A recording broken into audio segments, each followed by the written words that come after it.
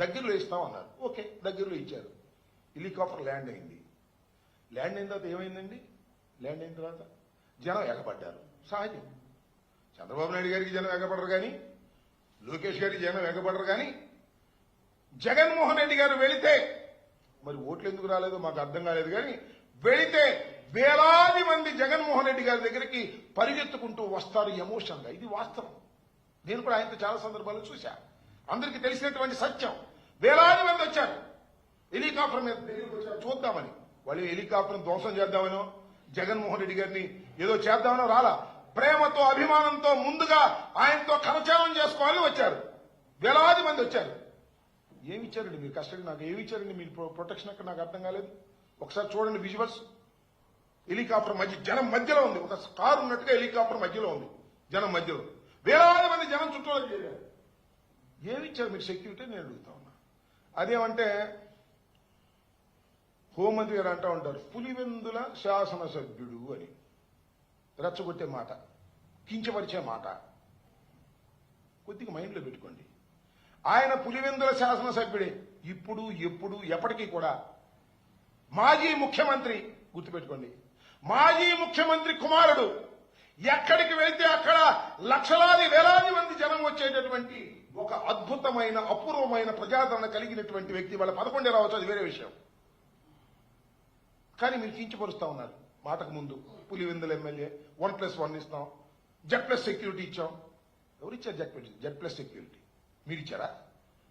By virtue as ex chief minister of Andhra Pradesh, by virtue వస్తుంది. ఏమొస్తుంది? Z+ security.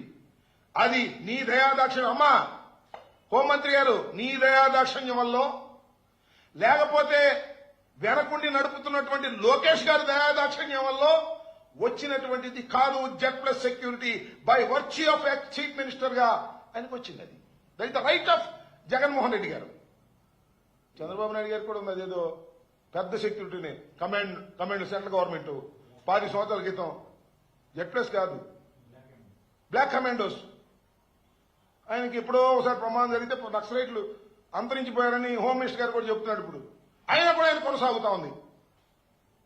ఏంటిది? నాకు అది బై వర్చ్యూ వస్తాయి. దానికి మేము ఇచ్చాం, మేము దయాదాక్షిణ్యం చేశాం, 1100 మందిని అక్కడ డిప్లాయ్ చేశాం. 1100 మంది డిప్లాయ్ చేస్తే ఏంటి? హెలికాప్టర్ మీదకి అంతమంది ఎందుకు వచ్చారు? మీ వాళ్ళేగా వచ్చింది. మా వాళ్ళైతే దేవుడు గుడికి వెళ్తారు, అందరూ భక్తులే. తొక్కులాడుకోలే? దేవుడిని చూద్దామని తొందరగా వెళ్ళేటప్పుడు అట్టాకే మీరు కంట్రోల్ చేయాల్సిన బాధ్యత గవర్నమెంట్కి లేదా? లేదని చెప్పండి. పోనీ మానుకుంటాం.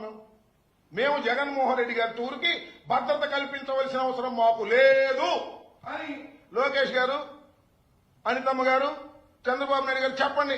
మా దోమ మేము చూసుకుంటాం. ఏదోటి కోర్టుకు వెళ్తామో లేదా కేంద్ర ప్రభుత్వం దగ్గరికి వెళ్తామో నాకు అర్థం కాదండి. మొన్న మిర్చియాడికి జగన్మోహన్ రెడ్డి గారు పరామర్శించడానికి వస్తే టక్కన తీసేశారు. చాలా దురదృష్టం, అన్యాయం, అక్రమం, అప్రజాస్వామికం. ఒక Z+ సెక్యూరిటీ ఇచ్చిన తర్వాత ఏమండి రాత్రిపూట టక్కన అర్ధరాత్రి సెక్యూరిటీ తీసేస్తారా? Without reason, without intimation. ఇదే గవర్నర్ గారి దగ్గరికి అడిగితే గవర్నర్ గారు ఆశ్చర్యపోయారు. నోటీస్ ఇవ్వలేదా అన్నాడు. ఎందుకంటే గవర్నర్ గారు ఈజ్ జస్టిస్, చట్టం తెలిసినటువంటి వ్యక్తి, న్యాయం తెలిసినటువంటి వ్యక్తి. ఆయన మా ముందు ఏం కామెంట్ చేయలేదు. కానీ ఏమండి నోటీస్ ఇవ్వలేదా ముందుగానే అడిగాడు. అంటే అర్థం ఏంటి? వితౌట్ నోటీస్ Z+ సెక్యూరిటీని మీరు విత్డ్రా చేసుకున్నారు. నాకు ఆవేదనతో అడుగుతా ఉన్నా నేను.